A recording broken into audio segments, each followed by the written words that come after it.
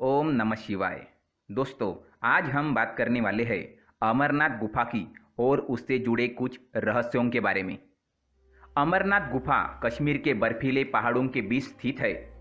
अमरनाथ गुफा में बर्फ से बने शिवलिंग की पूजा होती है। अमरनाथ गुफा को भगवान शिव के प्रमुख धार्मिक स्थलों में से एक माना जाता है। आइए जानते हैं अमरनाथ गुफा से जुड़े कुछ रहस्यों के बारे में। अमरनाथ गुफा से जुड़ी कई रोचक कहानियां हैं। मान्यता है कि भगवान शिव ने अमरनाथ गुफा में ही मां पार्वती को अमरता का मंत्र सुनाया था।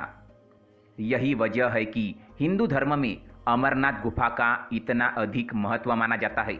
हिंदू मान्यता के अनुसार किसी को भी अमर कथा सुनने की इजाजत नहीं थी, इसलिए भगवान शिव ने मां पार्वती को कथा सुनाने से पहले सभी को त्याग दिया था ताकि कोई और अमर कथा न सुन पाए। अमरनाथ गुफा से लगभग 96 किलोमीटर पर स्थित पहलगाम पहली ऐसी जगह है जहां भगवान शिव ने रुककर आराम किया था। उन्होंने अपने बैल नंदी को इसी जगह छोड़ दिया था। नंदी बैल के बिना शिवलिंग को अधूरा माना जाता है। इसके बाद शेषनाग झील पर पहुंचकर उन्होंने अपने गले से सांपों को भी उतार दिया था।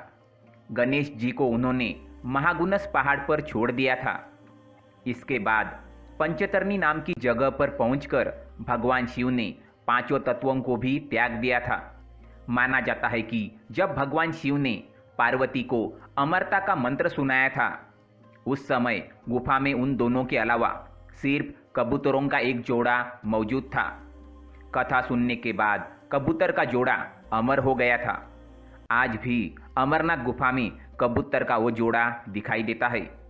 अमरनाथ गुफा चारों तरफ से कच्ची बर्फ से ढकी होती है, लेकिन गुफा के अंदर मौजूद शिवलिंग पक्की बर्फ का होता है।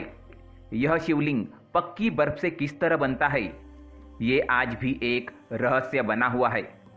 माना जाता है कि अमरनाथ गुफा की खोज बूटा मलिक नाम के एक मुस्लिम शख्स ने की थी।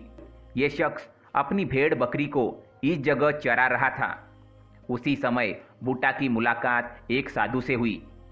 साधु ने बूटा को कोयले से भरा एक बैग भेंट में दिया।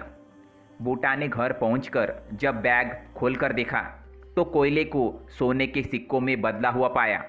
इसे देखकर बूटा हैरान हो गया और साधु का धन्यवाद करने के लिए वो उस जगह दोबारा पहुंचा। वहां पहुंचने पर उसने साधु की जगह गुफा को पाया। उसी समय से ये गुफा एक तीर्थ स्थान में बदल गई। अमरनाथ गुफा में शिवलिंग के पास पानी बहता है, लेकिन अब तक इस बात का पता नहीं लग पाया है कि ये पानी कहाँ से आता है। मान्यता है कि अमरनाथ गुफा 5000 साल पुरानी है। इस गुफा में मौजूद शिवलिंग को स्वयंभू कहा जाता है, क्योंकि इस शिवलिंग का निर्माण खुद से होता है।